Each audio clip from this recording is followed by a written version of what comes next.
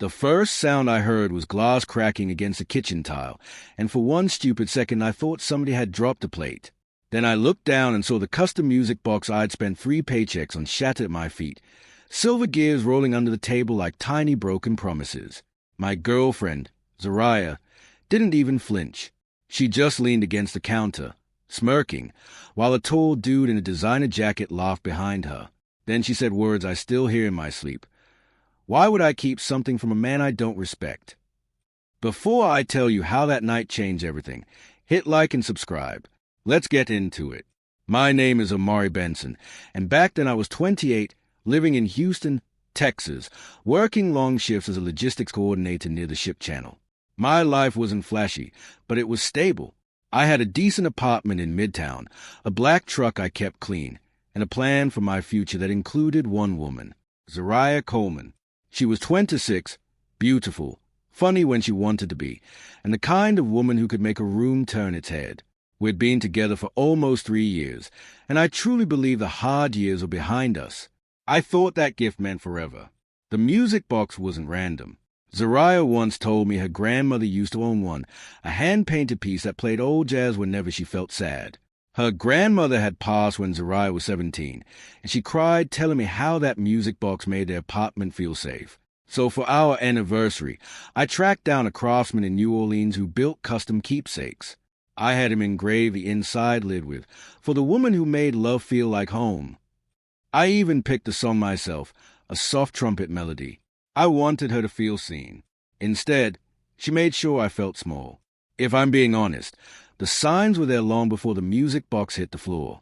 Zariah had started moving funny around late spring. Her phone stayed face down. Her showers got longer. Her explanations got shorter. She stopped saying we and started saying I. When I asked if she wanted dinner, she'd say she had plans. When I asked what plans, she'd say I was being controlling. That word stuck to me because I knew I wasn't controlling. I was confused. I was trying to hold together something that kept slipping through my fingers while she acted offended that I even noticed. Her whole energy shifted the moment she got hired as event manager for a luxury restaurant in the Galleria area. Suddenly everybody around her had a title, a bottle, a section, a brand. She started talking like softness was weakness and loyalty was for broke people. The woman who used to sit cross-legged on my couch eating takeout and watching old sitcom reruns now rolled her eyes when I suggested we stay in on Friday nights. She said I lacked ambition. That one hurt because ambition was the reason I was always tired. I was building. She just didn't respect anything that didn't sparkle. The first time I heard the name Deshaun Reeves, it was casual. Zariah mentioned him like he was just some investor connected to the restaurant's owners. She said he had money, influence, and real taste. I remember that phrase because of how she said it, like taste was something I could never afford. After that, his name kept slipping into conversations. Deshaun liked this wine. Deshaun knew that club owner. Deshaun might help launch a side business. Every time she said his name, there was a little extra shine in her eyes. Not love exactly. Something colder. Admiration mixed with hunger. I tried not to become the insecure man she was painting me as. So I did what a lot of good men do when something feels wrong. I worked harder. I picked up overtime. I sent flowers to her job. I booked a rooftop dinner for our anniversary. I even got her favorite chef to prepare a custom dessert plated with edible gold. I told myself relationships go through phases, and maybe she just needed reassurance. But nothing I did softened her. She thanked me like I was a co-worker holding a door open. That scared me more than yelling would have. Indifference is colder than hate. A week before our anniversary, I came home early because a storm shut the port down. Zariah was in the bedroom, laughing on speakerphone. I only heard one sentence before she realized I was home and hung up. He really thinks I'm still impressed by effort. She stepped into the hallway, smiled too fast, and asked why I was back so soon. I said the weather changed. She said I should have texted. That moment sat in my chest like a stone. Not because she was caught doing something obvious, but because she looked inconvenienced by my existence in my own apartment. My sister, Naima, never liked Zariah. Naima said it from day one. That girl likes being wanted more than she likes loving anybody. I used to think Naima was just protective. But after that phone call, I drove to her house in 3rd Ward and told her everything. She listened, crossed her arms, and asked one question. When's the last time she made you feel chosen?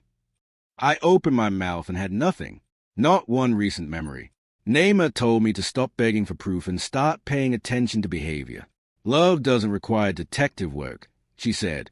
Disrespect always leaves fingerprints. Still, I wanted one real chance to believe in us. So I went through with the anniversary dinner. I wore a tailored black suit, got a fresh cut, and picked up the music box wrapped in deep blue paper with a satin ribbon. Zariah showed up 40 minutes late in a silver dress that looked more ready for a nightclub than dinner with her boyfriend. She didn't apologize. She just glanced around the rooftop, said the place was cute, and asked if I could make the reservation quick, because she had somewhere else to be after. Somewhere else to be. On our anniversary. I tried to ignore the disrespect and handed her the gift. For 1 second, I thought maybe all my fears were wrong. She looked surprised by the wrapping, and her fingers softened as she opened the box. When she saw the music box, her face changed, but not in the way I hoped. She stared at the engraving, rolled her eyes, and said, "This is a lot." I asked what that meant. She shrugged and said it felt dramatic. Dramatic. 3 years of loving her, studying her, remembering what mattered to her, and she called it dramatic like I'd handed her a prop from somebody else's fantasy. Then her phone lit up. She checked the screen and smiled hard at that message than she had at me all night. I saw the name before she tilted it away. Deshawn. I asked if she could put the phone down for 10 minutes. She let out a little laugh and said, "Don't start." I said I wasn't starting anything. I just wanted my girlfriend present for our anniversary. That's when she leaned back in her chair and asked, "Why are you always trying to make simple things heavy?" The waiter stood nearby pretending not to hear us. I wanted the floor to open and swallow me. She left dinner early, just stood up, grabbed her purse, and told me not to ruin the night by acting emotional. She didn't take the gift with her. I sat alone under string lights while another couple at the next table quietly avoided eye contact with me. I paid the bill, took the music box home, and told myself I'd talk to her tomorrow when tempers were lower. But she didn't come home that night. She texted at 2:13 a.m., saying she crashed at a co-worker's place because she drank too much. No heart emoji, no apology, just a sentence and silence. The next evening she came home like nothing happened. I had the gift on the kitchen counter. I told her we needed a real conversation, no games, no distractions. She sighed like I was stealing precious time from her life, then asked me to make it quick because Deshawn was stopping by to discuss some event sponsorship opportunity. I thought I heard her wrong. I asked, "Deshawn is coming here?" She said yes, and if I embarrass her by acting insecure, I'd prove every negative thing she'd been thinking. That sentence woke something up in me. I still wasn't angry yet, just finished. When Deshawn arrived, he walked in like he already knew the floor plan. No hesitation, no respect, no introduction. Tall, expensive watch, that polished grin some dudes use when they've never been told no enough times. He nodded at me like I was maintenance and asked Zariah if she was ready. Ready for what? I don't know, because I was still trying to process why another man looked so comfortable in the apartment I paid most of the rent for. Zariah laughed at one of his jokes before he even finished saying it. I had never seen her look lighter around me. I asked directly, in front of both of them, "Are you all together?" The room went still. Deshawn looked amused. Zariah looked annoyed. Not ashamed. Annoyed. Like I had interrupted a business meeting with a childish question. She said, "Omari, don't do this." I repeated myself. Then Deshawn slipped one hand into his pocket and said, "Man, if you have to ask, you already know." My chest got hot. I looked at Zariah waiting for denial, some kind of pushback, anything. Instead, she reached for the music box, opened it, listened to 2 notes, and snapped the lid shut with contempt. She looked right at Deshawn and said, "This is what I mean. He thinks sentimental stuff can replace standards." Then before I could move, she lifted the music box shoulder high and slammed it onto the tile. The sound was sick, sharp, final. I froze. Deshawn laughed like he'd just watched a comedian land the perfect joke. Zariah folded her arms and said, "There? Now stop trying to guilt me with cheap emotion." Cheap emotion. The gift wasn't the point anymore. It was a message. She wanted to humiliate me in front of him because that's what pleased the version of herself she was becoming. I wish I could tell you I immediately found my dignity and threw them both out. But betrayal doesn't arrive clean. Sometimes it hits in waves. First disbelief, then shame, then rage, then clarity.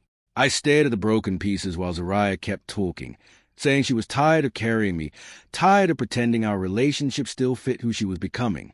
Carrying me. I paid the bigger half of rent, helped with her bills during her slow months, fixed her car twice, and held her when she cried about family drama. But in that moment, facts didn't matter. She had an audience, and I was a target. Deshaun made it worse. He looked around my apartment and said, "I'm not gonna lie, bro, this setup explains a lot." That's when the shame burned off and something steadier took its place. I didn't yell. I didn't swing. I didn't beg. I simply looked at both of them and saw two people who mistook cruelty for power. I told Zariah she had until midnight to remove everything she owned from my apartment. She laughed and said her name wasn't on the lease. So what was I going to do?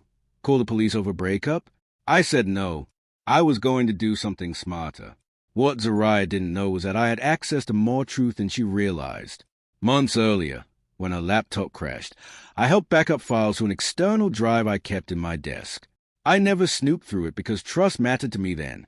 That night, after they left with all the swagger in the world, I sat on my couch surrounded by broken silver gears and opened the drive. I found folders for event budgets, client lists, private messages, and invoices. I also found enough evidence to understand Deshaun wasn't some polished savior. He was a fraud wearing confidence like cologne and hoping nobody checked receipts. The deeper I looked, the uglier it got. Deshaun had been using Zariah's restaurant access to impress potential clients with fake partnerships. He'd promised investment opportunities he couldn't fund and used other people's venues to pitch luxury experiences that didn't exist. There were emails from angry vendors, draft contracts with missing disclosures, and message threads where he coached Zariah on how to stretch the truth for premium perception. She wasn't innocent. She was in it with him, mocking people they called regulars, clowns, and easy money. My stomach turned reading her words because they sounded nothing like the woman I thought I loved. Then I found the messages about me. That part hit hardest. She told Deshaun I was safe but embarrassing, that I was useful while she leveled up, that I'd always be around because I didn't have the ego to leave. They joked about the anniversary gift before she even saw it because she had already told him I was planning something sentimental. She literally wrote, "Watch him show up with some emotional boyfriend package." Deshaun responded with laughing emojis and said, "Break it if it's corny." So when she smashed that music box, it wasn't spontaneous. It was premeditated humiliation. They had rehearsed my pain like entertainment. I called Naima. Then I called my cousin Jabari, who worked in compliance for a hospitality group and understood contracts better than anybody I knew. I sent him the documents without the personal messages. He called me back an hour later and said, "This man is dirty, and if these files are real, your girl tied herself to him in writing." He told me not to do anything illegal, not to post random accusations, and not to touch a single file's metadata. Just preserve everything. That advice saved me, because the old version of me wanted instant revenge. The smarter version wanted consequences with paperwork attached. By morning, my heartbreak had turned into a plan.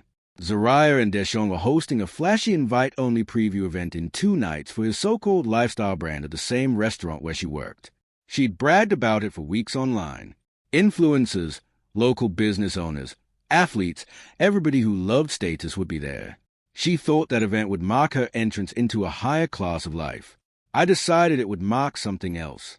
I printed emails, invoice trails, false partnership claims, and copied them into folders. Not to make a scene blindly, but to place truth in the hands of the people who actually mattered. The day before the event, I met with the restaurant's general manager, a sharp woman named Candace Wilburn who did not play about liability. I told her I had information relevant to the event's organizer and sponsor claims. She assumed I was a bitter boyfriend until I calmly handed over the documents.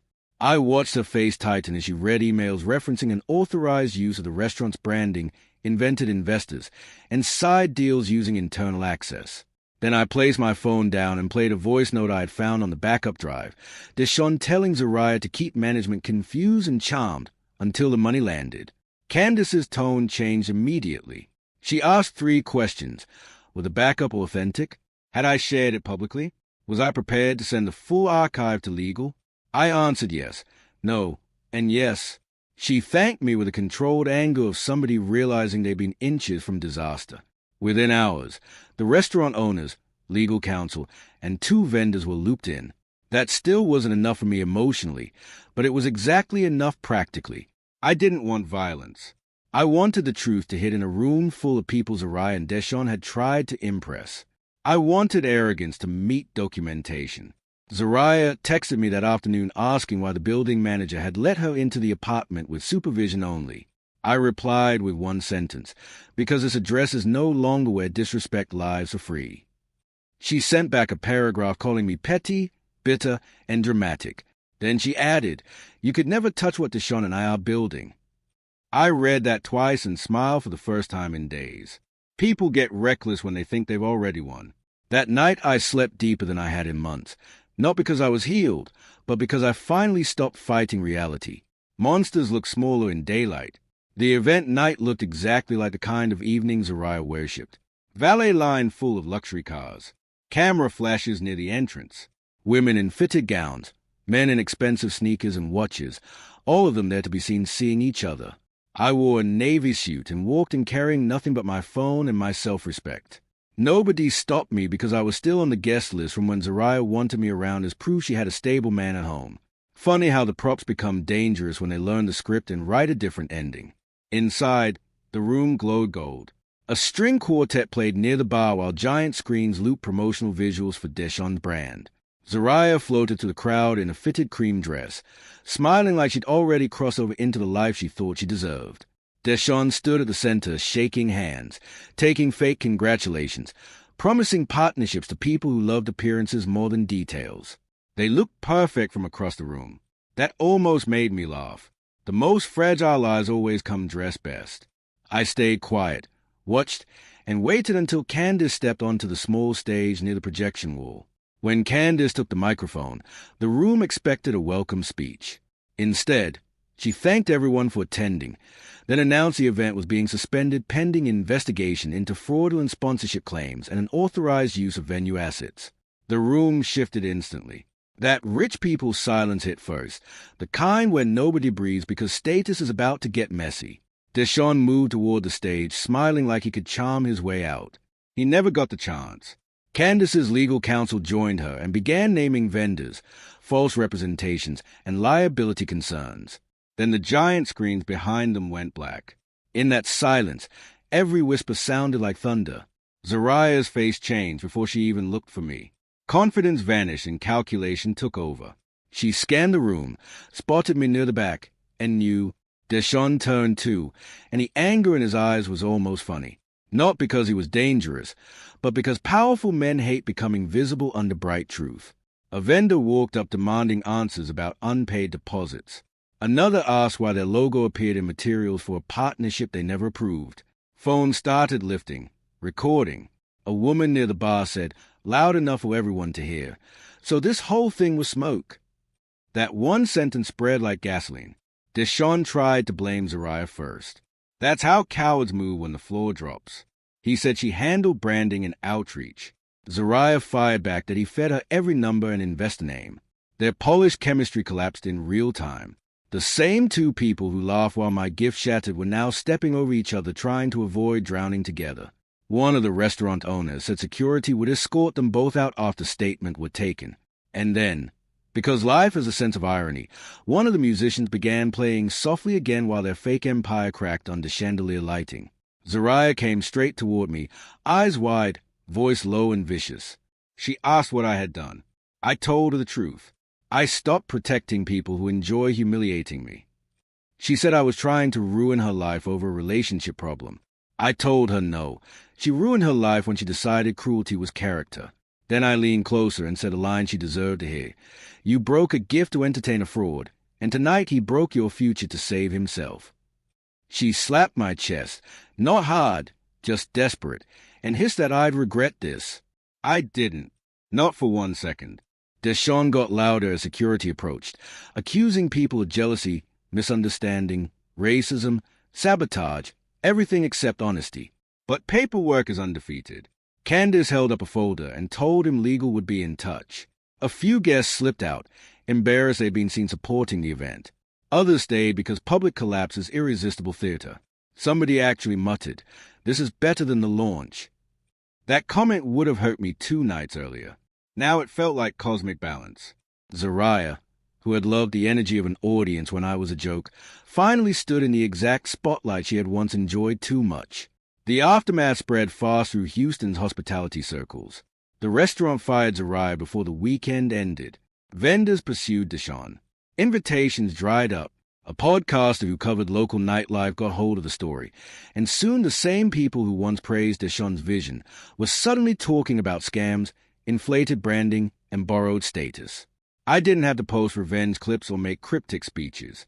Truth traveled by itself because lies that public need gossip to survive always collapse publicly too. That was the brutal part of my comeback. I didn't scream. I didn't threaten.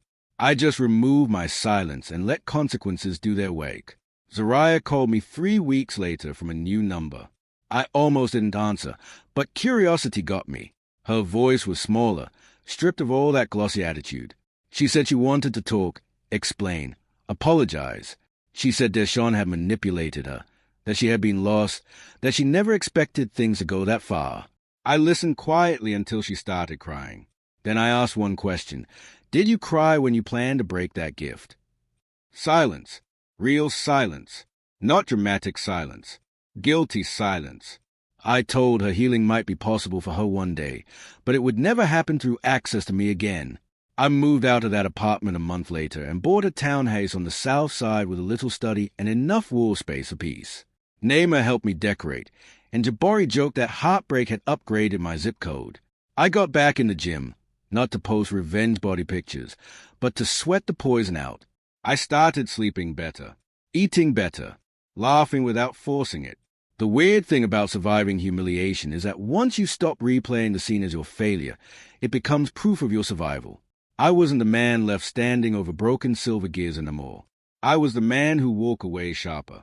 As for the music box, I kept one unbroken piece, the engraved lid.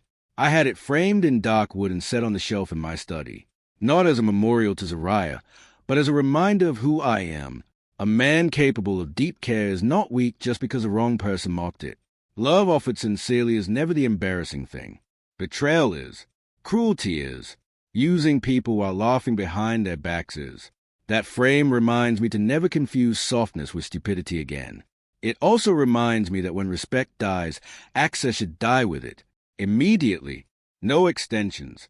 So if you're watching this and you've ever been made to feel foolish for loving genuinely, hear me clearly. Their disrespect is not your shame to carry. Some people only value what can raise their image, not what can deepen their soul.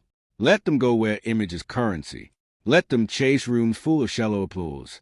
Just make sure when they finally learn the cost of treating good people like props, you are nowhere nearby accepting the lesson. And tell me in the comments, what was the exact moment you knew somebody didn't deserve your loyalty anymore? Like, subscribe, and I'll see you in the next story.